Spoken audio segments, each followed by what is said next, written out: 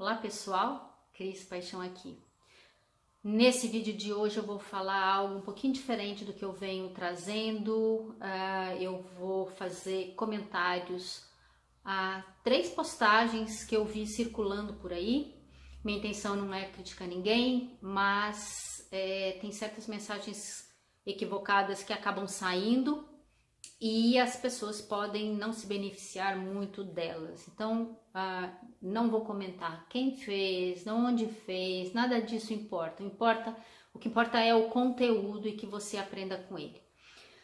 Mas antes, vamos para aquelas questões iniciais aí. Não deixa de subscrever o canal, clicar no sininho para receber nossas notificações, dá o seu like e compartilha, porque muitas pessoas certamente vão se aproveitar do conteúdo.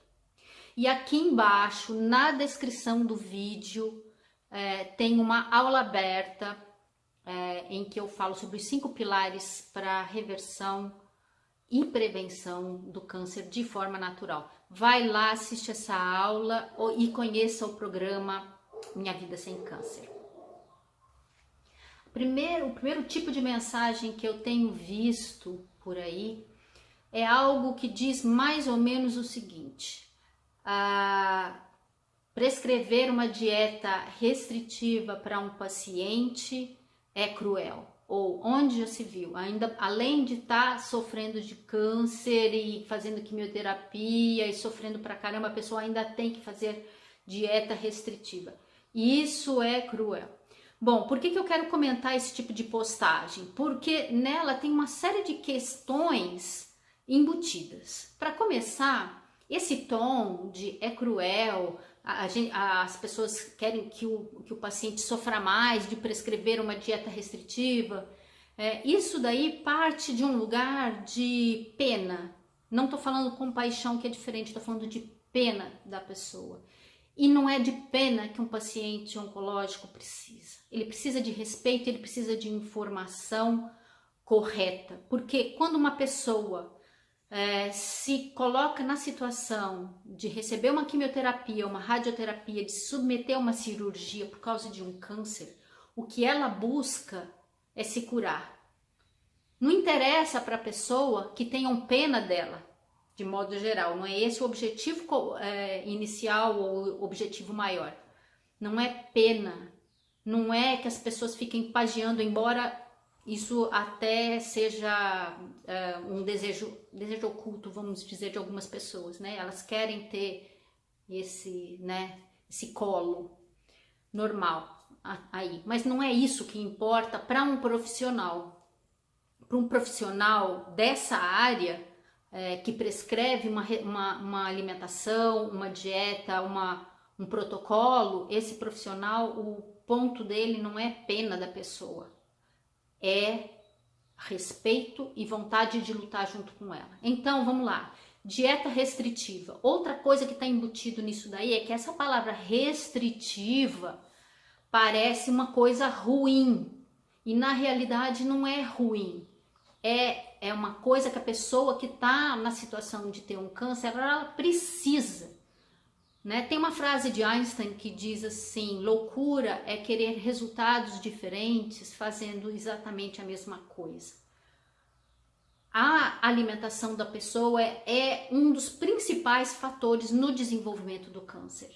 Então, o paciente que não fica sabendo das mudanças que ele precisa fazer na sua alimentação, ele está, na realidade, fazendo mais do mesmo. E aí fica muito difícil vencer mesmo a doença. Mesmo que a pessoa opte por um tratamento convencional, ainda assim ela precisa fazer mudanças na sua dieta para que isso fortaleça o seu corpo e para que isso ataque o câncer. Tá? Então, a questão aqui não é quimioterapia ou não quimioterapia. Mudar a alimentação é fundamental, né? Agora, a gente tem que tirar da gente, nós profissionais, a gente tem que tirar de cima de nós essa questão de que eu estou prescrevendo uma dieta restritiva.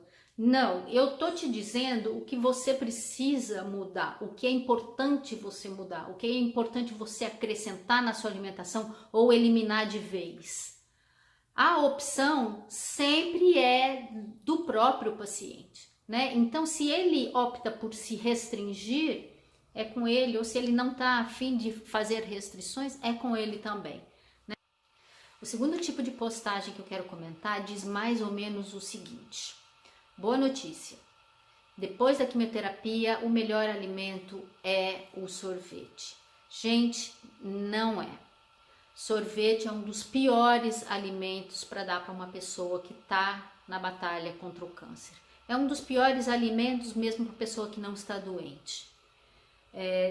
Na composição de um sorvete desses comuns que a gente compra aí na padaria ou no supermercado, a gente encontra gordura, açúcar ou xarope de milho, leite, estabilizante, corante, aromatizante, enfim, uma série de alimentos ou químicos que fortalecem o câncer.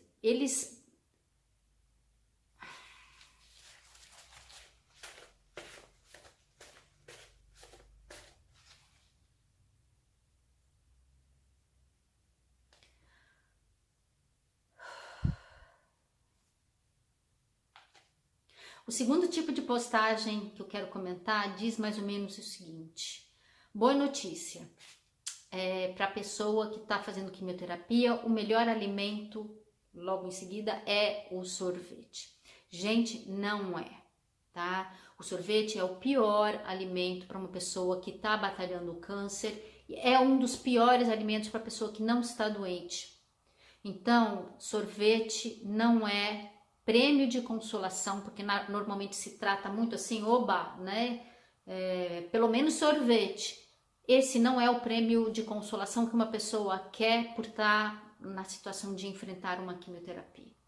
Ela quer algo que realmente venha somar para a sua cura, né? Não é o caso do sorvete. Por que é que se dá sorvete para uma pessoa após a quimio?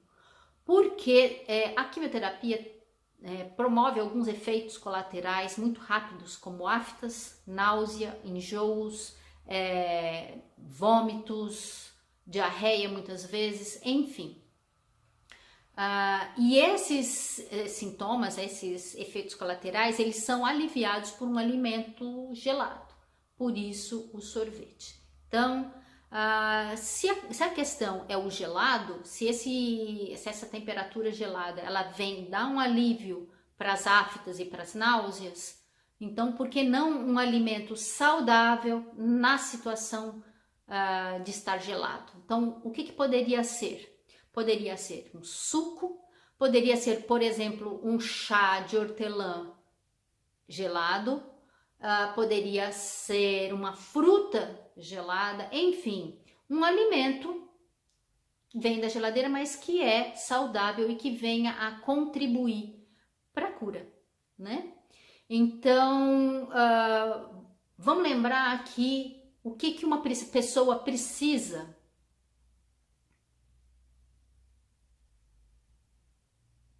E é preciso lembrar o seguinte: a pessoa que está num tratamento nutricional dentro de um protocolo anticâncer, com os alimentos corretos, ela tem muito menos efeitos colaterais, muito menos aftas, muito menos náuseas, às vezes nem passam pela quimioterapia sem sentir e sem ter queda no sistema imunológico.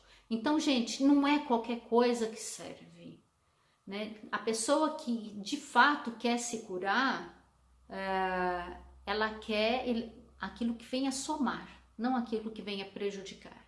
Ela não quer um prêmio de consolação. Não há prêmio de consolação para o sofrimento do que chegar à cura.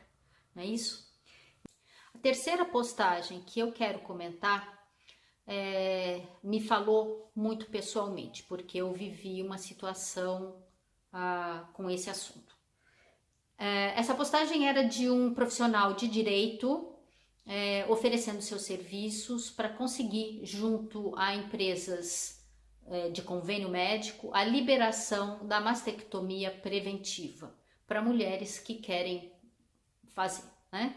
E dizia mais ou menos o seguinte, a postagem, em virtude do enorme número de casos de câncer de mama, então eu venho oferecer esse serviço, né? Então, em virtude do enorme número de cânceres de mama, vamos tirar as mamas. Gente, a coisa não é tão simples assim. Tirar as mamas significa tirar um órgão de uma pessoa que, no caso de ser preventivo, é um órgão que está saudável. Existem pessoas com uma propensão genética? Existe, mas, primeira coisa, a maior parte dos cânceres de mama não são de origem genética, então tirar a mama não é sinônimo de escapar de um câncer, né? Seria, digamos, preventivo no caso de ser genético. Não sendo genético, não tem sentido, não vai prevenir de nada, né? Se uma pessoa está numa situação de o corpo tá tão doente que ele acaba desenvolvendo um câncer, esse câncer, se a pessoa não tiver mamas, ele vai se desenvolver em outro lugar. Então, gente, prevenção não é arrancar um órgão fora, e muito menos de uma forma assim. Ah, tem muitos casos, então vamos tirar. Não é assim. Junto com a retirada de mamas, pode vir junto uma série de outros problemas, né, de ordem de autoaceitação, de depressão. Não é toda pessoa que lida com isso de uma forma tranquila. Isso precisa ser levado em conta. Mastectomia preventiva, ela acabou ganhando um glamour porque a Angelina Jolie fez essa cirurgia. Então parece que ela é para todo mundo em qualquer caso. Não é assim, né? Não é assim. A gente não pode sair fazendo mastectomia à torto e à direito com uma pessoa que não está doente. Tá? Então isso de certa forma me incomoda bastante, porque para quem não sabe, isso foi indicado para mim porque minha mãe teve câncer, porque minha irmã teve câncer, minha avó teve câncer, então eu seria a próxima da lista. Para quem não sabe, eu fui atrás da verdadeira prevenção, que é mudar os meus hábitos de vida para evitar o câncer. A pessoa que está com o seu corpo por dentro saudável, né, sem condições de abrigar um câncer, mesmo de origem genética, ele não se manifesta, né? Ou é muito mais difícil de se manifestar. Então, vamos levar isso em consideração. Se você estiver pensando numa mastectomia porque você está morrendo de medo de ter câncer, o que eu sugiro para você é buscar acompanhamento psicológico para ter certeza de que você vai aguentar esse procedimento, para te acompanhar nesse processo. Não faça assim de qualquer maneira. E muito importante é olhar para esse medo, né? Porque fazer uma cirurgia por medo não é o caminho, tá bom? Então é isso. Até o nosso próximo vídeo. Beijo grande para vocês.